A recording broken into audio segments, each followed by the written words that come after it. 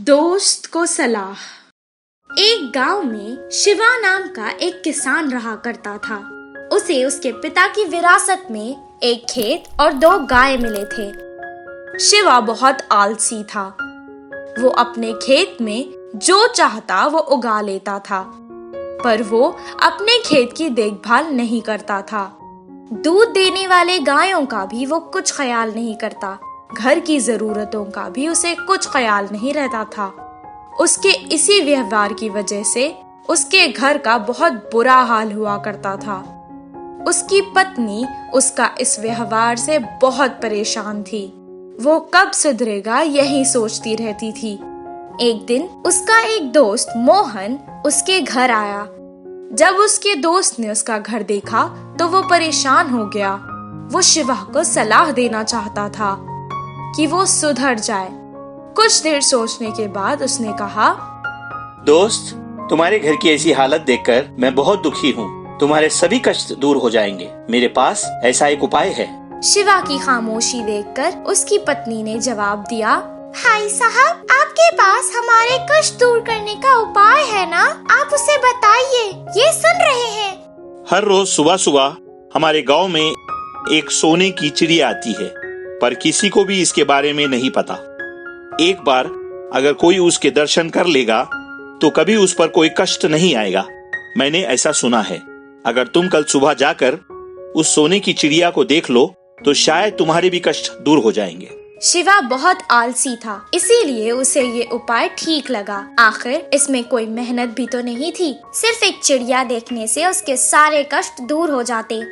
अगले दिन सुबह सुबह उठकर शिवा चिड़िया देखने निकल गया। जब वो रास्ते में जा रहा था तो उसे एक बहुत धनवान आदमी दिखाई दिया। वो भी इतनी सुबह उठकर अपने व्यापार की तैयारी कर रहा था। ये देखकर शिवा को शर्म आ गई, क्योंकि वो तो कभी सुबह उठता ही नहीं था। फिर वो उस चिड़िया की तलाश में आगे निकल गया। चलते चलते वो अपने खेत में पहुंच गया। उसके खेत के पास ही उसके मित्र राम का भी एक खेत था। राम सारी रात खेत में बैठकर उसकी रखवाली कर रहा था, ताकि कोई भी पक्षी उसके खेत को नुकसान ना पहुंचाए। वो चिड़िया की तलाश में आगे निकल गया और उसने बहुत सारे लोगों को देखा जो सुबह सुबह उठकर अपने अपने कामों में लगे हुए थे। उसे अपने सुबह जल्दी ना उठने की आदत पर बहुत शर्मिंदगी हुई। उस दिन से उसने अपने सारे काम समय पर किए और उसे बहुत फायदा हुआ। उसकी फसल बहुत अच्छी हुई और इसके गायों ने भी बहुत ज्यादा दूध दिया। जब वो सुबह सुबह उठकर मन लगाकर काम करने लगा तो उसे सिर्फ पैसा ही नहीं, इज्जत भी मिली। उसे मोहन की बताई चिड़िया तो नहीं मिली, पर उसके सारे कष्ट दूर हो गए। तब से वो और उसकी पत्नी एक सुखी जीवन बिताने लगे। इस कहानी से हमें ये शिक्षा मिलती है कि सुबह जल्दी उठने से सब काम अच्छे होते हैं। होशियारी से मंत्री बनी खरगोश। एक जंगल में एक शेर हुआ करता था। वो उस जंगल का राजा था। लोमड़ी उस जंगल की मंत्री थी। राजा ने सोचा कि वो इसी मंत्री को रखे या मंत्री बदल दे, और ये बात उसने जंगल के सभी जानवरों में ऐलान करवा दी। लोमड़ी की मक्कारी के सामने किसी की भी आवाज उठाने की हिम्मत नहीं हुई, लेकिन एक होशियार खरगोश अपनी हिम्मत दिखाकर आगे आ गई। ये देखकर लोमड़ी हंसने लगी।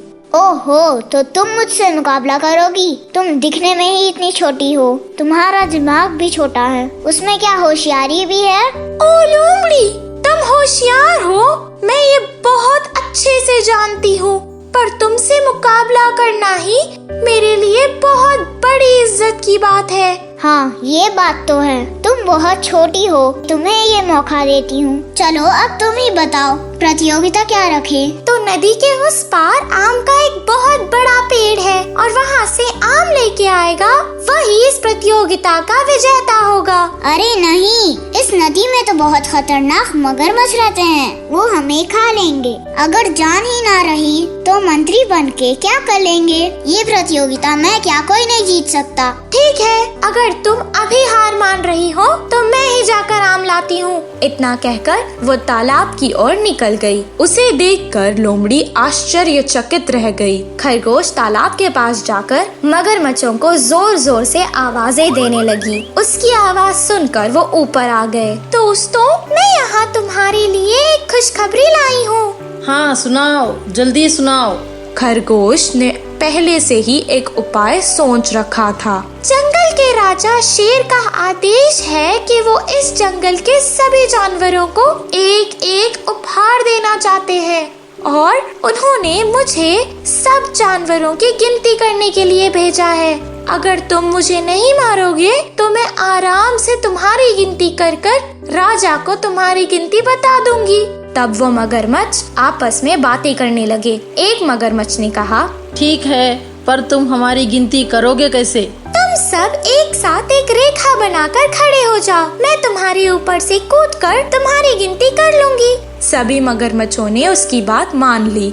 खरगोश उनके ऊपर से कूदती हुई गई और नदी के उस पार चली गई और नीचे से एक गिरा हुआ आम उठाकर कहने लगी, अरे मैं तो गिनती करना ही भूल गई। माफ कर दो मुझे। एक बार फिर से रेखा बनाकर खड़े हो जाओ ना, मैं अब पक्का गिनती कर लूंगी। वो फिर से उनके ऊपर से कूदती हुई वापस नदी के इस पार आ गई। प्रतियोगिता जीतने के कारण वो उस जंगल की मंत्री बन गई। लोमड़ी बहुत शर्मिंदा हो गई। इस कहानी से हमें ये शिक्षा मिलती है कि अगर हम होशियारी दिखाएं तो चाहे मुश्किल कितनी भी बड़ी हो, हम उससे छुटकारा पा सकते हैं। जादुई स्पर्श। एक गांव में राजा और कमला नाम के पति पत्नी रहा करते थे। उनकी एक बेटी थी जिसका नाम स्नेहा था। राजा को सोना बहुत अच्छा लगता था। वो अपनी बेटी को बहुत प्यार करता था। वो उसे प्यार से सोना बुलाता था। उसकी बेटी जिस भी चीज की जिद करती वो उसे वो दिला देता था। वो एक किसान था। उसके खेत में एक आम का झाड़ था। वो उस आम के पेड़ को भगवान की तरह पूजता था। वो पेड़ को रोज पानी दिया करता था। उस पेड़ पर एक देवी रहा करती थी। वो राजा से बहुत प्रसन्न थी, इसलिए वो उसके सामने प्रकट हुई। अचानक एक देवी को उसके सामने देखकर वो बहुत खुश हुआ। राजा, मैं तुम्हारी भक्ति और सेवा से बहुत खुश हुई। मैं तुम्हारी एक इच्छा पूरी कर सकती हूँ। बिना कुछ सोचे समझे अपनी इच्छा बताओ। मैं जिस भी चीज को हाथ लगाऊं वो सोने की बन जाए। मुझे ये वरदान दो माँ। बिना कुछ सोचे समझे राजा ने अपनी इच्छा कह दी। एक बार फिर से सोचकर वरदान मांगो।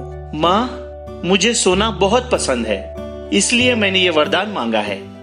तब देवी ने कहा, ठीक है, तुम्हारी मर्जी। अब से तुम जिस भी चीज को छूओगे वो सोने में बदल जाएगी।